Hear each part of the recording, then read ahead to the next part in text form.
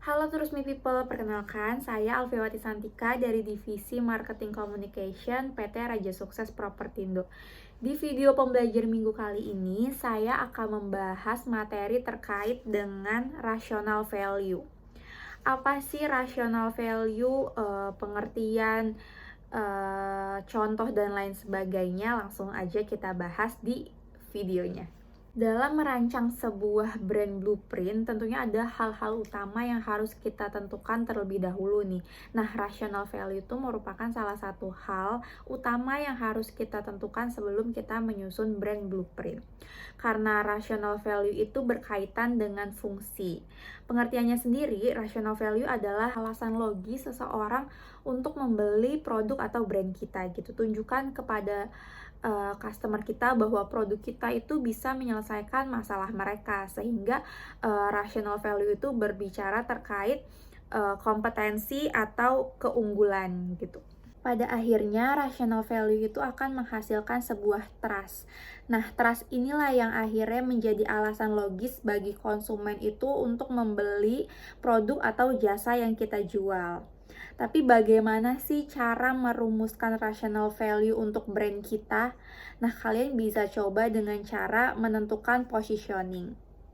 Untuk menentukan positioning itu sendiri terdapat 3 hal utama dulu nih yang harus kita tentukan. Yang pertama itu market kategori unik, yang kedua adalah segmentation, dan yang ketiga adalah produk itu sendiri. Jika 3 hal utama tersebut diibaratkan dengan proses memancing ya teman-teman, si kolam atau si sungai itu merupakan market kategorinya gitu. Terus si ikan yang kita dapatkan itu ikan lele, ikan bawal, ikan gurame itu merupakan segmentationnya.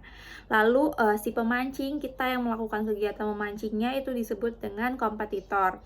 Dan umpan yang kita gunakan untuk memancing itu disebut dengan produk itu sendiri gitu. Kenapa sih kolam tempat memancing itu merupakan market kategorinya gitu? Saat kita memancing, kita harus tahu kita sedang di kolam apa, misalnya di laut, di sungai gitu, sama halnya dengan berbisnis gitu.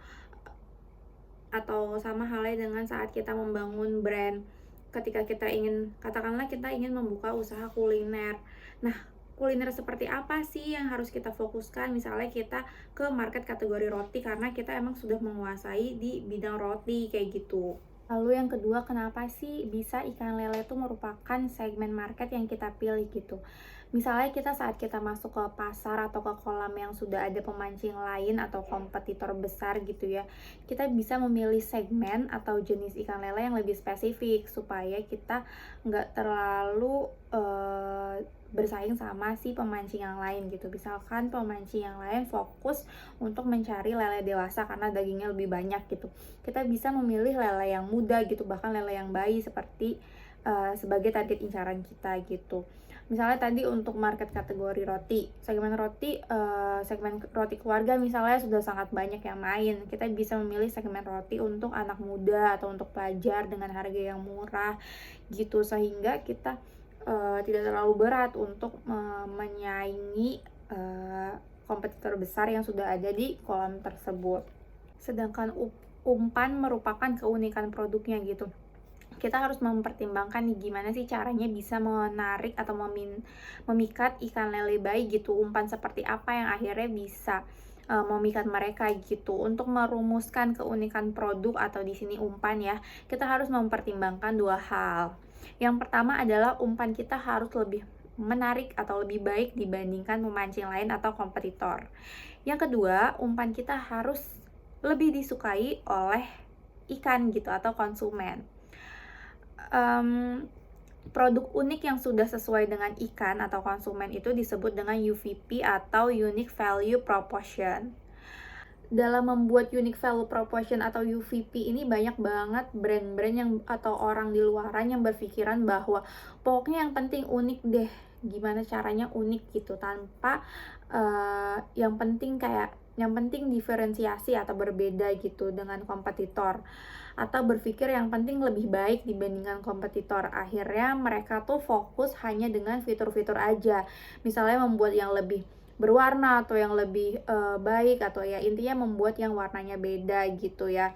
Padahal kalau kita hanya membuat perbedaan aja gitu, misalkan dengan fitur-fitur atau semacamnya, itu kompetitor juga akan dengan mudah, meniru atau melakukan hal tersebut. Sehingga kita juga jadinya nggak bisa jadi pemenangnya gitu. Karena audiens itu sebenarnya nggak peduli kita beda atau enggak dari kompetitor. Maka dalam membuat unique value proposition itu kita harus berfokus pada 3 hal. Yang pertama adalah perilaku audiens, kita itu seperti apa.